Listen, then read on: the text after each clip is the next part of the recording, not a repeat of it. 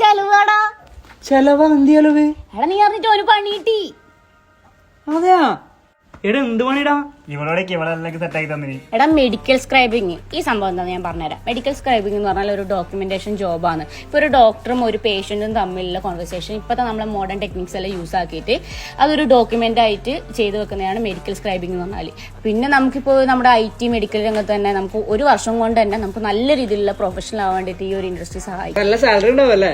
പിന്നല്ലാണ്ട് നമ്മുടെ ഇന്ത്യയിലാണെങ്കിൽ 25,000 മുതൽ 40,000 വരെ ഉണ്ട്. പിന്നെ നമ്മൾ ദുബായിലെല്ലാം പോകുന്ന സമയത്ത് 1.5 ലക്ഷം ഉണ്ട്. പിന്നെ USA അല്ലെങ്കിൽ യൂറോപ്പിലെല്ലാം പോയ 3 മുതൽ 3.5 ലക്ഷം വരെ സാലറി ഉണ്ട്. പിന്നെ ഏജ് ലിമിറ്റും ക്വാളിഫിക്കേഷൻ അങ്ങനെ 18 വയസ്സ് മുതൽ 25 വയസ്സ് വരെയാണ് ഏജ് ലിമിറ്റ് പറയുന്നത്. പിന്നെ 1 ഇയർ കോഴ്സാണ്. പിന്നെ എൻട്രൻസ് എക്സാം എഴുതിയിട്ട് ഇതിലൊരു ഇന്റർവ്യൂ ഉണ്ട്. അത് പാസ്സായി കഴിഞ്ഞാൽ മാത്രമേ ഇതിൽ ക്വാളിഫൈഡ് ആവുള്ളൂ. പിന്നെ വേറൊരു കാര്യം എന്ന് വെച്ചാൽ നമുക്കിപ്പോൾ ഡിഗ്രി അല്ലെങ്കിൽ +2 ബേസ് ആയിട്ടുള്ള എഡ്യൂക്കേഷൻ ക്വാളിഫിക്കേഷൻ ഇതിൽ മതി. പക്ഷേ ഇംഗ്ലീഷിൽ നല്ല ഫ്ലുവന്റ് ആയിട്ട് അറിയാം. അതും അവർ പഠിപ്പിക്കുന്നുണ്ട്. ഇംഗ്ലീഷ് നല്ല വൃത്തിക്ക് ഫ്ലുവന്റ് ആയിട്ട് അവർ പഠിപ്പിച്ചു തരും. എല്ലാം പഠിച്ചിട്ട് നമുക്ക് ഈ ജോലി കിട്ടി കഴിഞ്ഞാൽ ഇല്ലേ നമുക്ക് ഡോക്ടറിന്റെ വലങ്കൈ ആയിട്ട് വർക്ക് ചെയ്യാൻ പറ്റും. എടാ മെഡിക്കൽ സ്ക്രൈബിംഗ് പഠിച്ചിട്ട് ജോലി കിട്ടാൻ അങ്ങനെ നോക്കുകയാണെങ്കിൽ നമുക്ക് ഏറ്റവും നല്ലത് ലുമിൻസ് എന്ന് പറഞ്ഞ ഓപ്ഷനാണ്. ഇവിടെ എന്ന് വെച്ച് കഴിഞ്ഞാൽ നല്ല ട്രെയിനിങ് ഉണ്ട്, നല്ല ലാബ് ഫെസിലിറ്റി ഉണ്ട്, നമുക്ക് വേണ്ട എല്ലാ സൗകര്യങ്ങളും അവിടെ ഉണ്ട്.